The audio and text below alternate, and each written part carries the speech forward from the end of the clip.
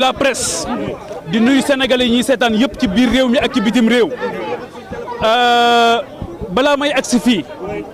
li ma jot ci appel ak message ci biir réew mi ak ci bitim réew xawma ni mu toll day wane ne nit ñi li xew jamono bi ci Sénégal kenn xamut lan la te sof na leen Ousmane Sonko ak Diomaye Faye dañu trahir les aspirations du peuple sénégalais Ousmane Sonko ak Diomaye Faye ak l'équipe gouvernementale bii ñu am mooy bi gën a cuune depuis 1960 cuune googu ak ñàkk atteindre les objectifs économiques moo tax ñu daw di créer ay problèmes politiques loo xamante ni foo xamante ni nekku fa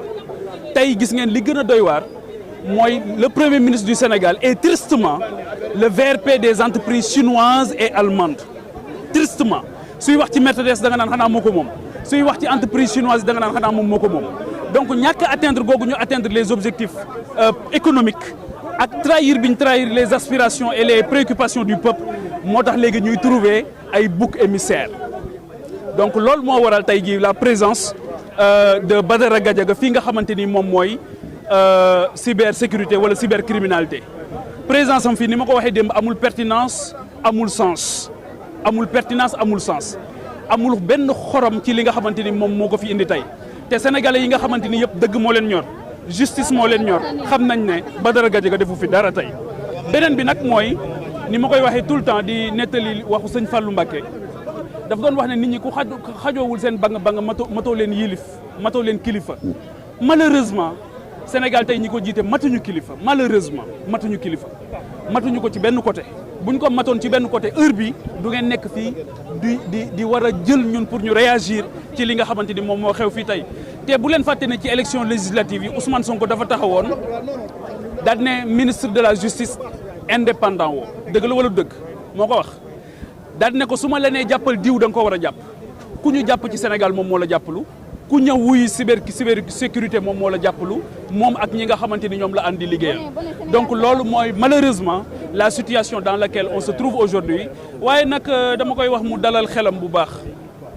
ni ñu doon noggatoo Bougane Gueye Dany fële ca Bakel yóbbu ko Tamba ne dañ koy nëbb jant bi ñu dem taxaw yëkkati suñ kaddu ba ñu bàyyi ko xam ne ci ay tappale lañ ne tappale yooyu moo téye Abdou Nguer ci kaso bi sa xarit Abdou Nguer xaw ma ndax seeti nga koom déet deful dara ci kaso bi ay tappale rek moo tax ñu téye ko ci kaso bi ay tappale moo tax Bachir Fofana nekk ci kaso bi ay tappale moo tax Moustapha Diakhaté nekk ci kaso bi ay tappale moo tax Assane Diouf nekk ci kaso bi ñi war a dem ci kaso bi dëgg demuñu ci kaso bi malheureusement les gens qui ont profité d'une loi d'amnistie pour tey ji nekk fii di tabambalu loi boo xamante ni bu guddee ñu ne bëgg nañ ko bu bëccëgee ñu ne bëgguñu ko ñooñu ñoo nekk di trembler di taxawaalu gauche à droite donc ñi war a dem ci kaso bi demuñu ci kaso bi ñi war a wuy ji wuñ waaye ils vont prendre d'honnêtes citoyens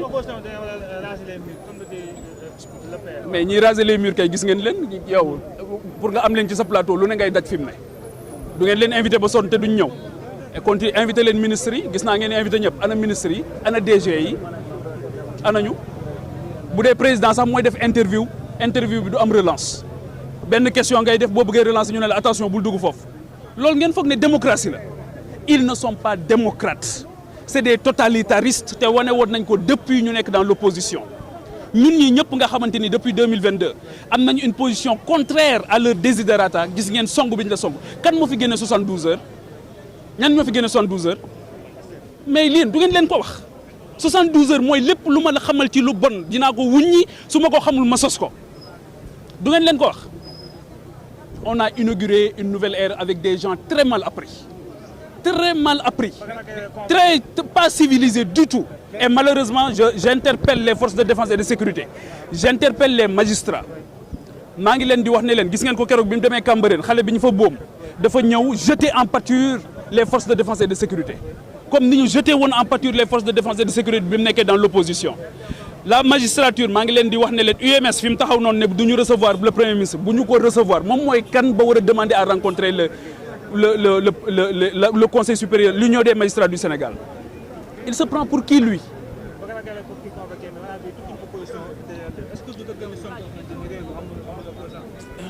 non loolu moom xam nga Macky Sall dane woon je vais réduire l'opposition à sa plus simple expression Ousmane Sonko fait pire bëggul mu génn bëggul opposition am fi bëggul kenn wax xalaat bu wuuteeg moom waaye il se trompe wax naa ko keroog gor yi taxawoon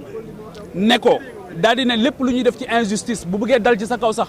dinañ taxaw ne du ko dal mais gor yooyu ñoo fi nekk ba tey il se trompe de pays il se trompe d'époque waaw xam naa ne bi mu jógee Chine nee na way nan lay de ba am un régime totalitariste affaire yu mel noonu mais il se trompe lourdement. équilibre amul dañuy naxaate loolu yow xam nga ne équilibre amul ana Amadou Ba nga ko gis nga ko non dama ne gis nga ko gis nga convocation wax na leen ne convoqué nañ ko mais peut-être qu'on lui a déroulé le tapis rouge c'est une justice à deux vitesses loolu moo tax bi ñu tëjee gone mi ci kaso bi dafa déplacé wu ñëw jour ouvrable le premier ministre les fonctionnaires les hommes d'affaires aujourd'hui font le pied de grue devant dans la primature mënuñu koo gis waaye moom bi ñu tëjee ñaar ñuy tooñkat yu nekk ci moom dafa dem seeti leen bëccëg mettre la pression ci la justice mettre la pression sur le procureur de la République Ousmane Diagne dama ko yërëm Ibrahima Ndoye dama leen yërëm ne succombez pas résistez à Ousmane Sonko et à ses affres il s'attaque à la justice il s'attaque à tout le monde il s'est toujours attaqué à toutes les institutions qu'elles soient constitutionnelles ou pas Ousmane bu la gisee ci kanamam day jàpp ne war naa mën a dox ci sa kaw waaye loolu dafa trahir les aspirations du peuple mais dafa war a génn mais Badara Gadiaga warul def 5 secondes ci biir comme ni ñoom Badara Gadiaga comme ni ñoom Bassirou Fofana war a génne maa ngi wax sénégalais yëpp et je suis content de voir la société civile ici j'interpelle les familles religieuses j'interpelle les chefs religieux j'interpelle la communauté internationale sur la forfaiture qui est en train de se passer au Sénégal Ousmane Sonko est en train de trahir les aspirations du peuple aujourd'hui les agriculteurs les cultivateurs les éleveurs les jeunes tout le monde trinque ñoom rek ñooy dund ñoom rek ñooy dund ñoom rek ñoo jël réew mi séddoo ko ci seen biir amul justice amul dara gis ñaata dossier ngeen fi gis ñu nekk ay dossiers à scandale pour la première fois dans l'histoire du Sénégal ñu gis benn nit boo xamante ni benn DG boo xam dañ ne dafa impliqué wu dans un dossier judiciaire premier ministre ñëw yëkkati ko taxawal ko ne ko defoo dara moom mooy kan ba wax ku def ku deful il se prend pour qui ils se prennent pour qui parce que Sonko mooy Diomaye bu ñu kenn nax qui se ressemble se semble bonnet blanc bonnet. Merci beaucoup. Papa Djibril Fall dégg ngeen réaction moom dégg nañu honorable député Papa Djibril Fall lan la waaw bàyyi ma liggéey waay gars mas yéen ko ngeen def boy attention jox lan la waaw t'inquiète aca yéen baal ma yéen a ngi dégg ki nga xamante ni yéen a ma Ouzin jox ko gaay donc décortiquons un peu la sortie wala boog la réaction de ki nga xamante ni moom mooy l'honorable député Pape Djibril Fall wax na bu baax a baax ci li nga xamante ni moom mooy d'abord situation waaw voilà en tout cas lu ñu mën a comprendre à peu près waaw men bu xonte da ngeen di dal ci kaw adam ko saxaw adam taxaw may la wax bon solo alors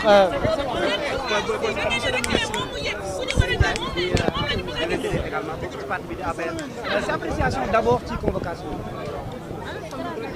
appréciation dama bokk ci Sénégalais yi nga xam ne dañoo gëm ne Sénégal